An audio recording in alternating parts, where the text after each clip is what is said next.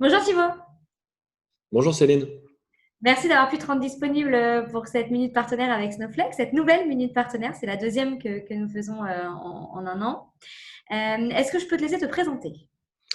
Ouais, bah écoute, déjà merci de m'inviter, merci aux équipes Kérus. Donc je m'appelle Thibaut Serrol, donc j'ai démarré les activités pour Snowflake en mars 2017 pour l'Europe. Donc j'étais le premier salarié en dehors des États-Unis. Ça fait à peu près 20 ans que je travaille dans le software. Donc démarré en mars 2017. Depuis, bah, on est passé de zéro à peu près 300 collaborateurs en Europe. On a un peu plus de 700 clients, donc parti de rien, de zéro également. Et on a développé un réseau de partenaires bah, dont Kérus fait partie et qui nous permet d'opérer dans 21 pays aujourd'hui.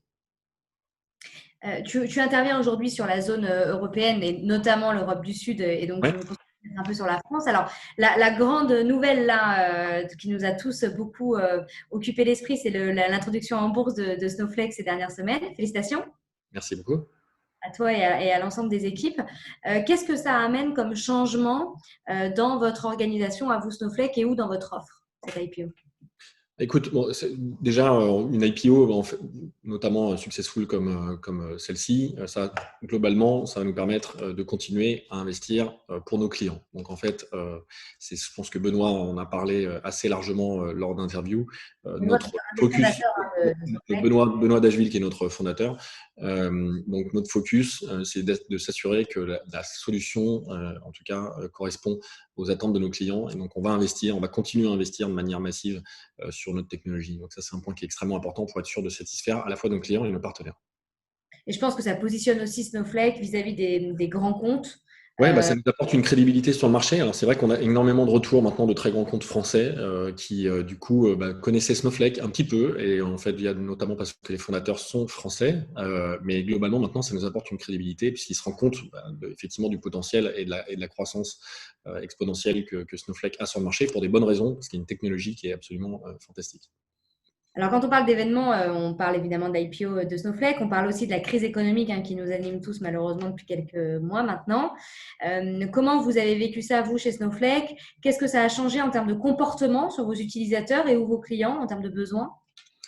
Ouais, bah écoute, sur le Covid particulièrement, alors nous, ça nous a plus servi qu'autre chose. Donc en fait, bon, c'est vrai ça permet d'accélérer un certain nombre de projets, donc des projets de move to cloud, de remplacement de solutions legacy. Donc on sent qu'il y a quand même beaucoup de traction sur le marché. Donc on n'a pas été impacté d'un point de vue purement business. On a dû s'adapter parce que des pays comme la France, bah, ça nécessite souvent de rencontrer les clients, d'avoir des interactions. Et donc forcément, ça s'était limité. Mais globalement, je félicite les équipes parce qu'ils ont réussi à complètement changer leur manière de travailler et les clients également. Et je trouve qu'aujourd'hui, ça tourne plutôt bien. Et du coup, avec toutes ces évolutions, vous travaillez aussi l'évolution de l'offre et de votre positionnement. Ouais. Vous parlez notamment de la Cloud Data Platform. Est-ce que tu peux nous en dire plus, Thibaut? Ouais, bah écoute, je pense que globalement, au départ, quand on a démarré, bon, déjà, ce concept de cloud data platform était là. Dès qu'on a démarré l'activité autour de Snowflake, on est plus connu sur la partie data warehouse, cloud, donc c'était le périmètre de base. Mais globalement, ça a été pensé dès le départ. Et donc, la manière dont on l'a fait. Et donc, aujourd'hui, on intervient sur des sujets data lake, on intervient sur des applications qui embarquent directement Snowflake. On intervient donc sur des remplacements, par exemple, de solutions legacy, data warehouse. On intervient également pour des data scientists qui ont besoin de performances exceptionnelles et donc aussi sur des sujets de machine learning et d'AI et également sur la partie data sharing qui nous permet, on facilite en fait l'échange de données entre des solutions, enfin des partenaires externes en interne et puis également pour monétiser la donnée. Donc il y a énormément de choses qui vont arriver, qui vont continuer à évoluer au niveau de l'offre Snowflake.